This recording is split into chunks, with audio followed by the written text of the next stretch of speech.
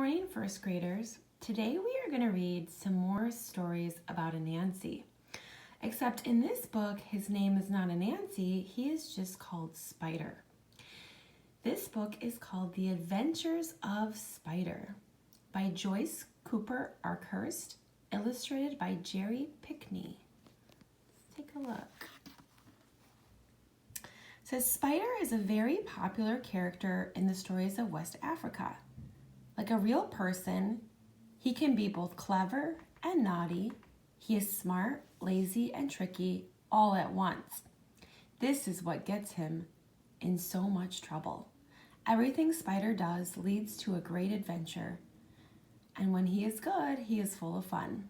There are 6 funny spider stories in this book. Let's take a look at those. Let's see, we have how Spider got a thin waist, why Spider lives in ceilings, how Spider got a bald head, how Spider helped a fisherman, why spiders live in dark corners, and how the world got wisdom. Everyone knows about Spider. He is a favorite person in the stories of West Africa. Maybe it is because he is just like a naughty little boy who is full of mischief and yet loved by everyone. Maybe it is because he is like some people all of us know. And maybe it is because he is a little like you and me, or at least a tiny part of us sometimes. Spider is clever and mischievous.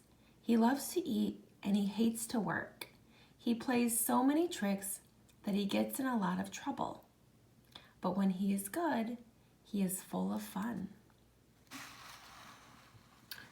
How Spider got a thin waist. Many dry seasons ago, before the oldest man in our village can remember, before the rain and the dry, and the rain and the dry that any one of us can talk about to his children, Spider was a very big person. He did not look as he looks today, with his fat head and his fat body and his thin waist in between. Of course, he had 2 eyes and 8 legs, and he lived in a web. But none of him was thin. He was big and round, and his waistline was very fat indeed. Today he is very different, as all of you know, and this is how it came to pass. One day Spider was walking through the forest. It was early morning, and he noticed an unusually pleasant smell. He wrinkled his nose and sniffed the wind. It was food. Goodness, he had almost forgotten.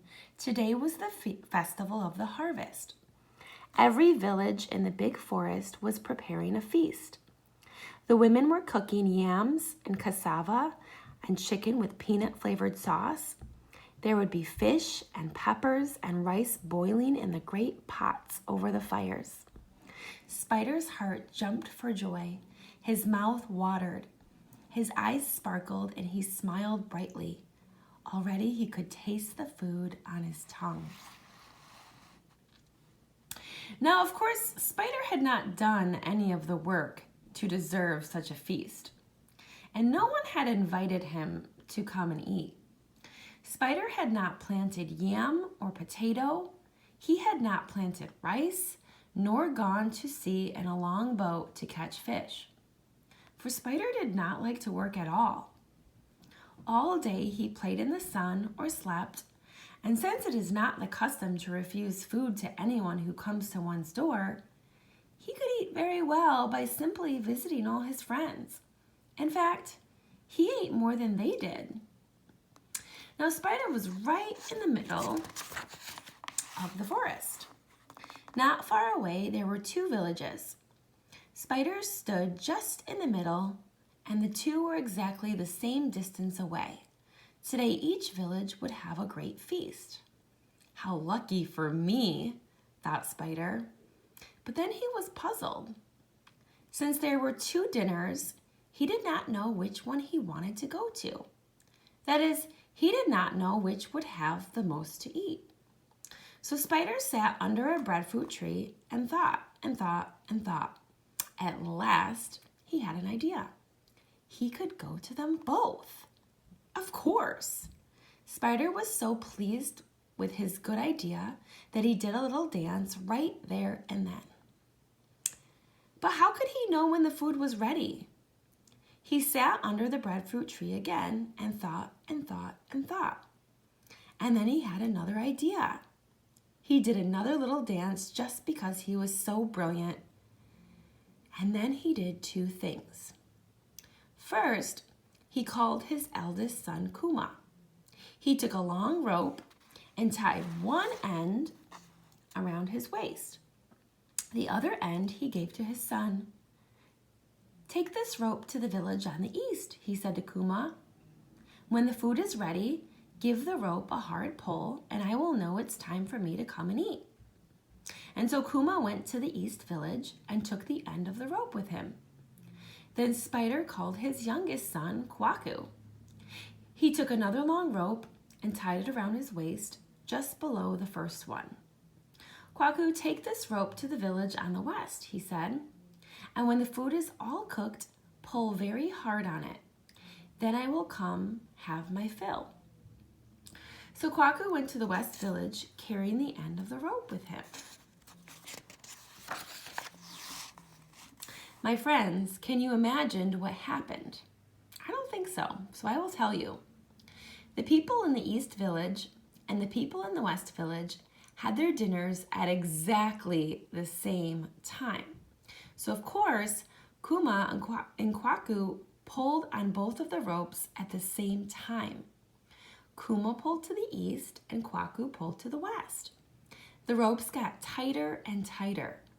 Poor greedy Spider was caught in the middle. He could go neither east, nor west, nor left, nor right. Kuma and Kwaku could not understand why their father did not come.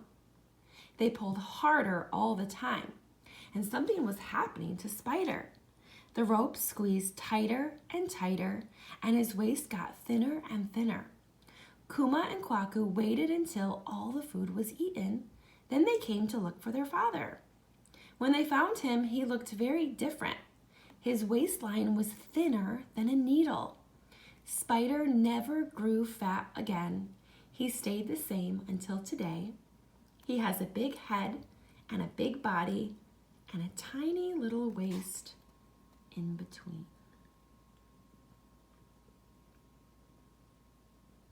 The end.